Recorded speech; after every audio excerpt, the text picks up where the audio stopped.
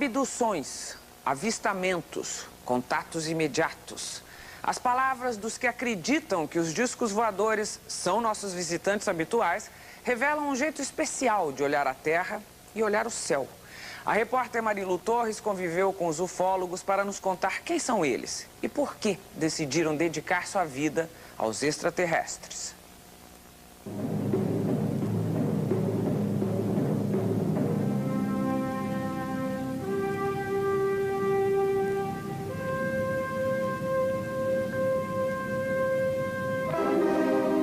Há milhares de anos, o homem olha para os céus em busca de respostas para algumas perguntas. De onde nós viemos? Para onde nós vamos? O que estamos fazendo nesse planeta? Alguns olham para cima e veem apenas o Sol, a Lua e as estrelas. Outros veem muito mais. Eu me surpreendi com uma coisa fantástica, faraônica, indescritível. Quem são essas pessoas que encontram tempo, espaço e motivação para esquadrinhar os céus em noites de vigília buscando um sinal de outros mundos? Eu fazia uma ideia de extraterrestres muito diferentes da gente. E de repente ver alguém similar a nós realmente me deixou confuso. Quem são essas pessoas que conseguem viver o dia a dia depois de terem participado de fantásticas aventuras intergalácticas ao lado de seres extraterrestres?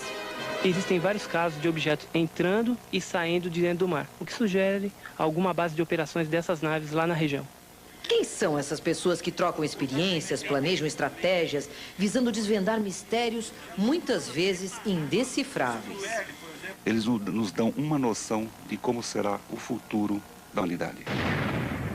Nós estamos conseguindo entender a estrutura do universo. Os ufólogos são pessoas que se dedicam ao estudo da ciência que busca desvendar os mistérios ligados aos fenômenos extraterrestres, a ufologia. Em Águas da Prata, interior de São Paulo, o 5º Simpósio de Ufologia reúne estudiosos do assunto de todas as partes do Brasil. Eles lançam aqui uma carta aberta aos órgãos públicos, reivindicando uma maior abertura para a ufologia no Brasil. O Brasil, ele está vivendo uma onda... O que quer dizer uma abertura ufológica plena e total? Seria, inclusive, a liberação de documentos que a própria Forças Armadas obtém e que poderia ser trocado e levado para os pesquisadores, né, como um intercâmbio para que pudessem ambos pesquisarem juntos. Francisco Varanda, advogado, é também professor de arqueologia. Seus alunos o apelidaram de Indiana Jones, visual que ele gosta de reforçar. Varanda, essa região, ela tem propícia à incidência de aparecimento de discos voadores? Assim, não só a região de Águas da Prata, mas também toda a encosta ocidental da Serra da Mantiqueira Paulista, que é uma área, assim, propícia, porque nós temos aqui muito afloramento de material, assim, estratégico. E por serem também áreas isoladas, né? Sim. Áreas, assim, que existem longos trechos aí que são totalmente isolados. Com seu jipe tático em pesquisas ufológicas, ele percorre a região a qualquer hora do dia ou da noite, atendendo a consultas sobre avistamentos. Tem um pequeno distrito aqui, né, que chama São Roque da Fartura, inclusive culminou com até uma aterrissagem de um objeto desse, né, que chegou a provocar a queimas numa parte da pastagem, desintegrou o morão de cerca e deixou um tipo de fuligem, né. De início, os primeiros dias parecia assim uma gosma, né. Até nós apelidamos de brincadeira como a baba cósmica, né. Mas na verdade, dias depois, aquilo solidificou e o solo ficou impermeável. Eu fiz uma consulta ao eminente ufólogo brasileiro Flávio Pereira, um dos pioneiros na ufologia do Brasil, sobre a época em que começaram a aparecer nos céus os primeiros discos voadores. Durante a Segunda Guerra Mundial, a Luftwaffe alemã, aqueles Junkers que a gente vê nesses filmes, atravessava o Canal da Mancha e ia bombardear a Inglaterra. E esses Junkers eram seguidos por várias bolas luminosas que seguiam os aviões. Eles pensavam que isso era a arma secreta inglesa. Os que sobreviviam voltavam e o Hitler nomeou uma comissão para estudar essa coisa. Acontece que quando os ingleses iam revidar, eram também seguidos e um atribuía ao outro. Quando abriram os arquivos em 45, foi hilariante o assunto, porque o alemão pensava que o disco voador era inglês e os ingleses pensavam que o disco era alemão. Por isso que eu digo isso há mais de 40 anos, que a ufologia nasceu militarizada. Não é porque os militares querem. Militares não querem esse abacaxi. O senhor, sendo um pesquisador, o senhor acredita em discos voadores? Sim. Eles existem? Existe um fenômeno chamado UFO, ou OVNI, ou disco voador. Isso desde 55, sabemos. 55.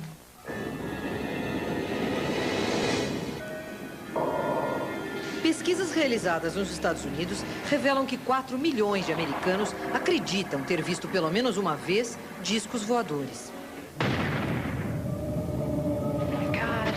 No Brasil, estatisticamente falando, 35% da população brasileira acredita em fenômenos extraterrestres. Disco voador... Acredito. Acredito. Não. Sei lá, eu nunca vi.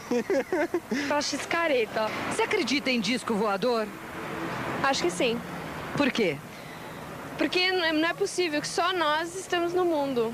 Eu acredito. Porque eu acho que é pretensão a gente achar que só tem vida nesse planeta. Eu acho que tem vida em outros lugares, coisas que a gente não vê que existem. Claudeir Covo consegue dividir seu tempo entre a engenharia, sua profissão, e a ufologia, sua paixão. Claudeir, o que os discos voadores querem com a gente? Tudo indica que eles estão aqui fazendo do planeta Terra um grande laboratório. Eles constantemente são vistos coletando minérios, coletando vegetais e, em muitos casos, também de coleta de animais. Eles levam o animal e mutilam o animal dentro do disco voador, não sabemos por que razão. E também fazem abduções, ou seja, raptam pessoas que são levadas para dentro do disco voador, é submetido a uma série de exames e depois são devolvidas. Nós temos catalogado 5 tipos distintos, que é do alfa, beta, gama, delta e ômega. Para evitar gafes no caso de você ser apresentado a um deles, saiba como é a tipologia dos ETs conforme a classificação dos ufólogos. O tipo alfa tem altura média que varia entre 80 centímetros e 1,30 m. O beta mede de 1,40 m a 2 metros. O gama tem mais de 2 metros de altura. O quarto tipo classificado é o delta. São seres parecidos com animais ou robôs. O quinto e último tipo classificado é o ômega. Seres energéticos ou luminosos que aparecem, sobretudo, à noite. O disco voador está aí, faz parte do contexto. Estão fazendo do planeta Terra uma espécie de laboratório. A que ponto vai levar isso, nós não sabemos. As pessoas que, em vez de eu não acredito, deviam dizer eu não sei nada. Mas quem é que diz isso? No próximo bloco, espere conosco por um contato imediato de terceiro grau. Um disco voador marcou um encontro com SBT Repórter. Até já. São privilegiados entre os que vivem no mundo dos ETs, porque são aqueles que já estabeleceram uma relação com os discos voadores. Neste bloco, acompanhe uma tentativa de contato. Os ETs faltaram ao encontro marcado.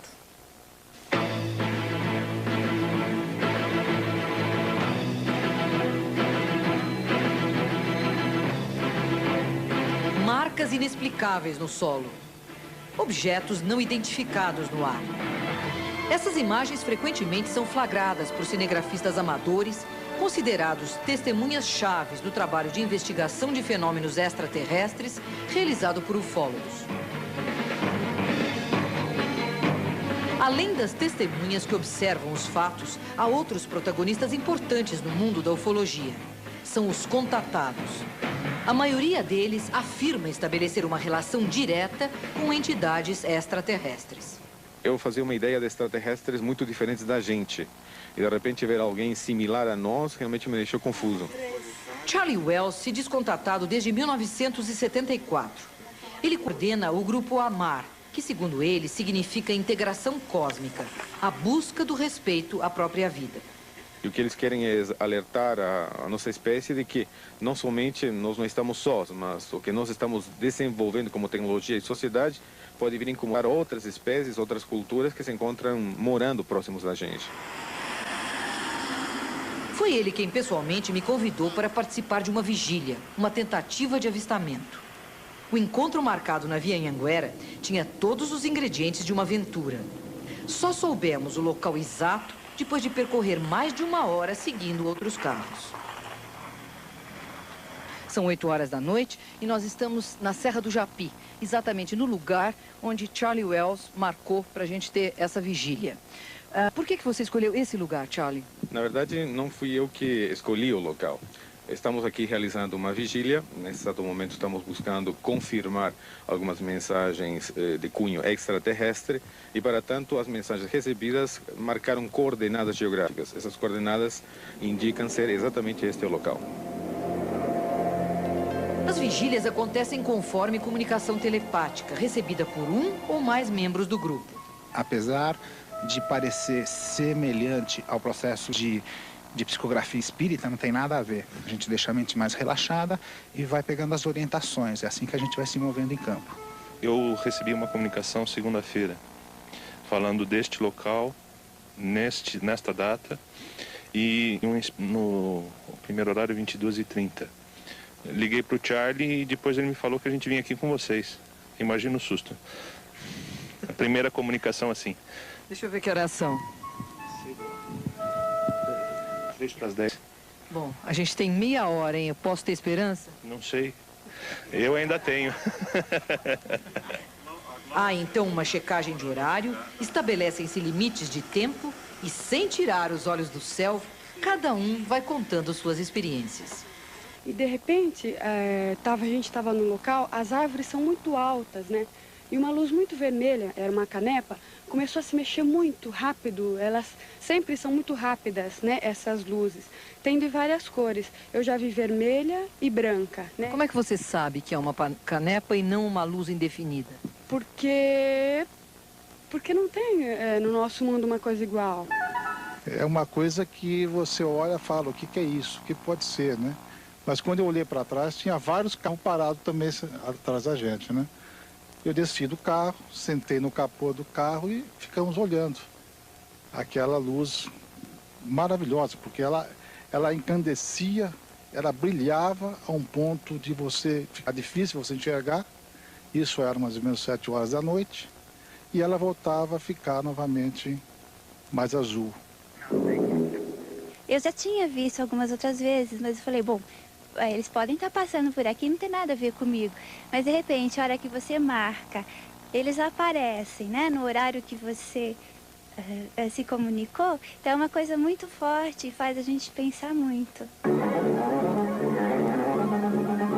Charlie, o que é um contato de terceiro grau?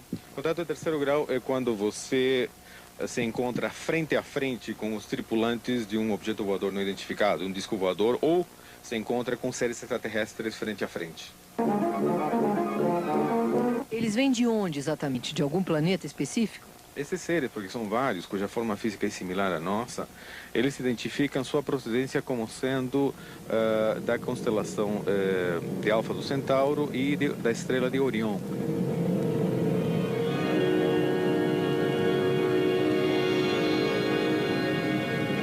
Bom, passaram-se 4 horas e meia aqui no pico da Serra do Japi.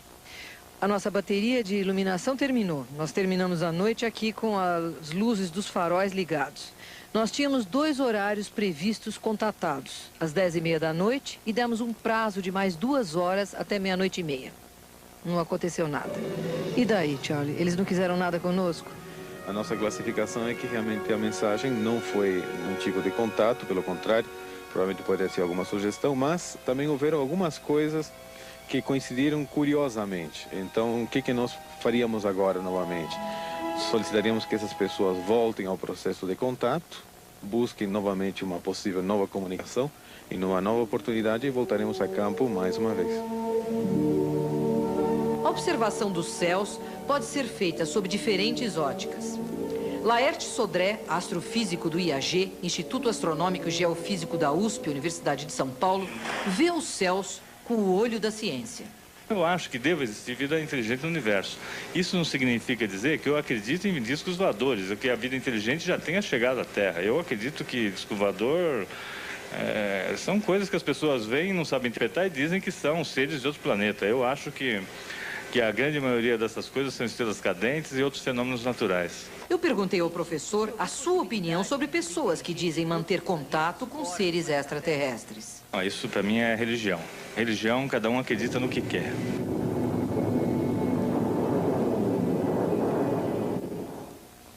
Depois do intervalo, conheçam abduzido.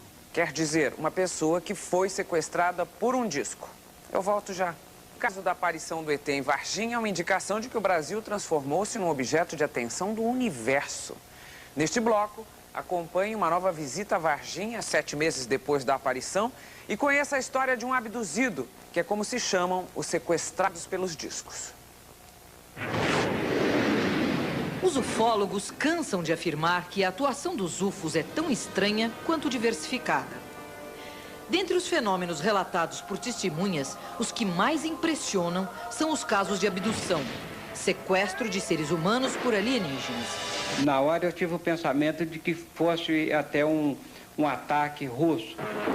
Um dos casos clássicos de abdução no Brasil, reconhecido internacionalmente, é o de Geraldo Simão Bichara. Em 1962, em Três Corações, Minas Gerais, ele viveu uma experiência extraordinária.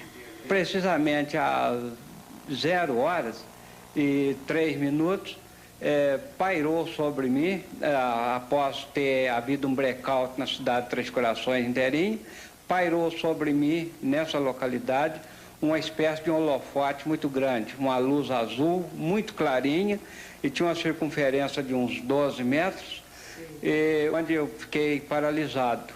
E, no momento, apareceu acima de mim a uns 6 metros, e uns 5 metros para frente, e uns 6 para cima, uma espécie de um caracol, no qual ele soltava uma espécie de um vapor, uma garoa. Soltaram 2 escadinhas, espécie daquela escada de circo, coberta com uma espécie de um brinco amurçado, e esses caras desceram, pelo qual desceram 2 seres. Esse primeiro ser chegou, me colocou a mão com a luva, a mão morna, colocou no meu antebraço, nessa parte aqui assim, sim. E logo que ele bateu a mão, que ele pôs a mão assim, a gente ficou um pouco flutuando dentro daquela luminosidade.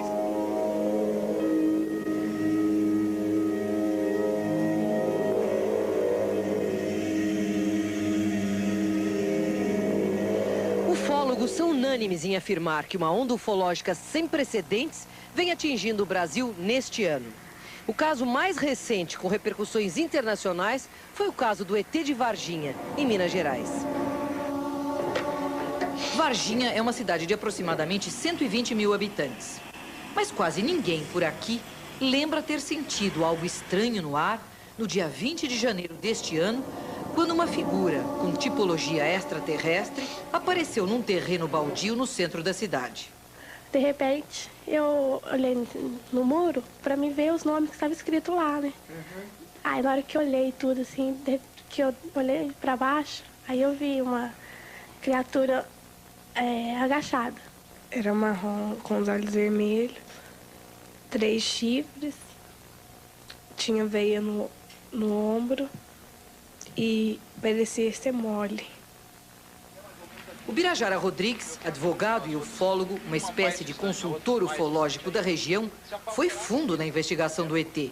O avistamento dessas garotas se deu por volta de 15h30 do dia 20 de janeiro de 96. A primeira testemunha militar que nós conseguimos contatar e ter um depoimento militar da ativa nos afirma que o Corpo de Bombeiros da cidade de Varginha capturou uma criatura na mesma data de 20 de janeiro, às 10h30, às 10h30 da manhã, a 3 quadras abaixo de onde as garotas avistaram. Esta criatura estava viva, emitia um som semelhante ao zumbido de uma abelha, estava abobada, estava sentindo-se mal visivelmente e foi transportada para as instalações da ESA, da Escola de Sargento das Armas de Três Corações. O Exército nega veementemente tudo isso. O Corpo de Bombeiros nega, o Exército nega, os hospitais negam, a Polícia Militar nega.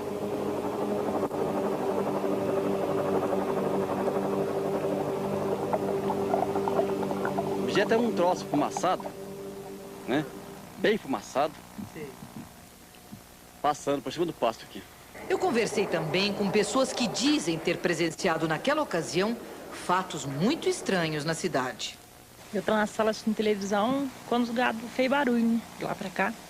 Daí eu saí, olhei e avistei de lá o objeto que vinha, né? Uhum. Direção pra cá. Tava voando, fiquei olhando, né? E chamei ele, né, o Eurico. Então, com o objeto passando aqui, eles levantaram da estrada aqui e disparou tudo no pasto aí. Ah, é? Ah, arrebentou tudo. Tinha umas tábuas aqui, passou por cima das tábuas. No outro dia amanheceu um bezerro machucado, com as cadeiras machucadas, da correria aqui, né? Aí nós avistamos um objeto passando aqui. 3 meses depois da ocorrência desses fatos em Varginha, Dona Terezinha, uma dona de casa de 67 anos, avistou um ser muito estranho num restaurante dentro do bosque do Jardim Zoológico da cidade. Como foi isso, Dona Terezinha? Quando eu olhei do meu lado esquerdo, eu vi uma criatura diferente, uma coisa diferente, com os olhos vermelhos muito grandes, a boca rasgada. Ele era marrom escuro, tinha um certo brilho no corpo. Eu vi do pescoço para cima só. A Dona Terezinha viu o ET aqui nas imediações do zoológico. A senhora notou alguma diferença entre os animais nessa época?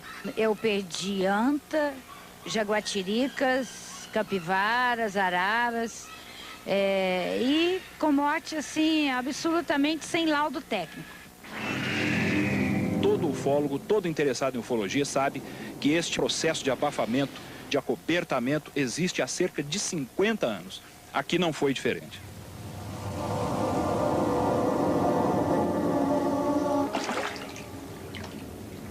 Casos de autópsias de ETs, abduções envolvendo contatos sexuais, desaparecimentos inexplicáveis de aviões e pessoas são temas que já foram explorados à exaustão pelo cinema.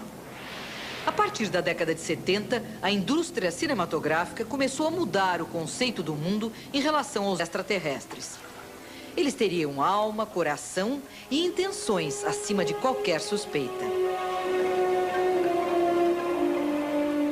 Mas será que a ternura rende menos bilheteria que o medo?